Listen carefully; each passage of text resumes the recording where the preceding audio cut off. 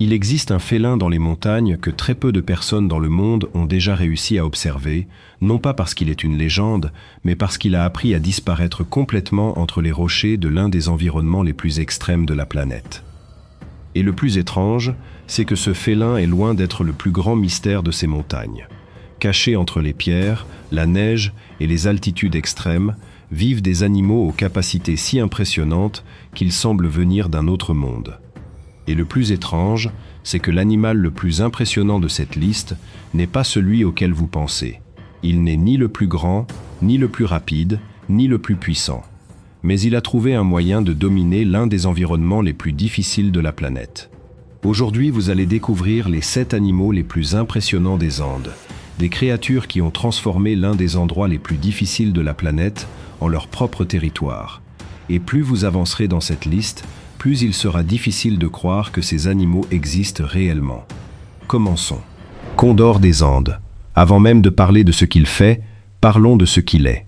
Le condor des Andes est le plus grand oiseau volant de la planète. Envergure de 3,2 mètres. Poids pouvant atteindre 15 kg. Quand il déploie ses ailes, c'est l'équivalent d'un homme allongé de chaque côté du corps. Et pourtant, avec tout ce poids, il monte à plus de 5000 mètres d'altitude sans battre des ailes presque une seule fois. Il utilise les courants thermiques comme un planeur naturel, économisant chaque gramme d'énergie. Ce n'est pas un chasseur actif. Le condor est charognard, il se nourrit de carcasses. Mais ne vous y trompez pas, ce rôle est essentiel. Il peut localiser un cadavre à des dizaines de kilomètres de distance grâce à une vue exceptionnelle et, chose rare chez les oiseaux, un odorat développé. Son bec puissant est capable de déchirer des peaux épaisses que d'autres animaux ne peuvent pas ouvrir. Il peut vivre jusqu'à 70 ans et ne produit qu'un seul œuf tous les 2 ans, ce qui en fait l'un des animaux les plus vulnérables de la cordillère, majestueux, irremplaçable et aujourd'hui menacé. Numéro 6. Chat des Andes. Il existe un félin que la plupart des gens n'ont jamais vu, même en photo. Pas parce qu'il est mythique, mais parce qu'il est réellement presque impossible à observer. Le chat des Andes est l'un des félins les plus rares et les moins étudiés de la planète. On estime qu'il en reste moins de 1400 individus à l'état sauvage. Il vit entre 3000 et 5000 mètres d'altitude, dans des zones rocheuses et arides où les températures chutent brutalement la nuit. Son corps est adapté à cet environnement extrême. Fourrure épaisse et tachetée, queue longue et touffue qui lui sert de couverture naturelle quand il dort recroquevillé sur la roche froide. Il pèse entre 4 et 7 kg, soit à peu près la taille d'un chat domestique bien musclé. Mais là s'arrête la comparaison. C'est un chasseur solitaire et nocturne, spécialisé dans la capture de viscaches, ces petits rongeurs rupestres qui peuplent les falaises andines. Il chasse à l'affût, immobile pendant de longues minutes, avant de bondir avec une précision redoutable sur un terrain que peu d'animaux maîtrisent aussi bien que lui. Discret, efficace, presque fantomatique. Le chat des Andes ne fait pas de bruit. Il disparaît avant même que vous ayez réalisé qu'il était là. Numéro 5. Culpeo, le renard indien. Si le chat des Andes est le fantôme de la cordillère, le culpeo en est l'opportuniste. Et dans un environnement aussi impitoyable que les Andes, savoir s'adapter est souvent plus efficace que d'être spécialisé. Le culpeo est le 2e plus grand canidé sauvage d'Amérique du Sud, après le loup à crinière. Il mesure jusqu'à 90 cm de corps, avec une queue qui peut ajouter encore 45 cm. Son poids oscille entre 5 et 13 kg selon les régions, ce qui en fait un animal robuste et bien plus imposant qu'un renard classique. Ce qui le distingue vraiment, c'est son régime alimentaire d'une flexibilité remarquable. Il chasse des rongeurs, des lièvres, des lézards, des oiseaux, mais il consomme aussi des fruits, des insectes et des charognes quand la saison l'exige. Cette capacité à tout manger lui permet de survivre là où d'autres prédateurs spécialisés peineraient. Sa technique de chasse principale ressemble à celle du renard roux. Il localise sa proie à l'oreille, calcule la trajectoire et plonge tête première dans la végétation ou la neige pour la capturer. Précis, rapide et étonnamment silencieux pour un animal de cette taille. Il est actif aussi bien de jour que de nuit, ce qui lui donne un avantage considérable sur ses proies.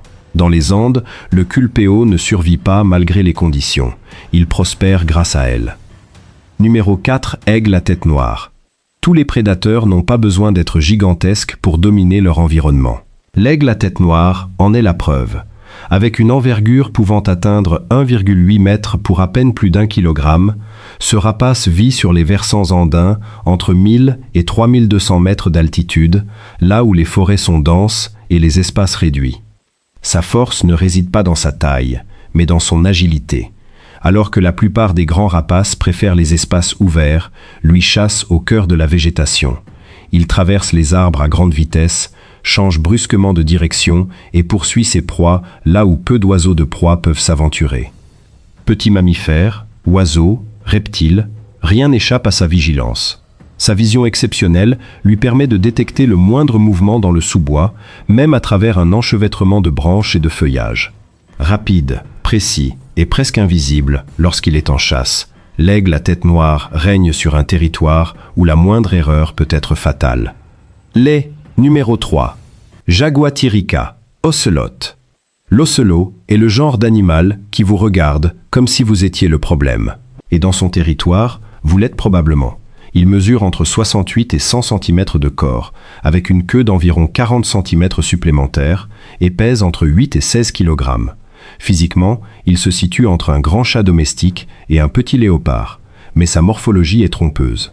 L'ocelot est un prédateur nocturne d'une efficacité redoutable, doté d'une musculature dense et de griffes rétractiles parfaitement adaptées à la capture de proies vives. Sa vision nocturne est 6 fois supérieure à celle d'un humain. Dans l'obscurité totale, il détecte des mouvements que nous ne percevrions même pas. Ses oreilles mobiles captent des fréquences élevées lui permettant de localiser un rongeur sous la végétation sans le voir directement. Il chasse seul, toujours. Son régime est varié.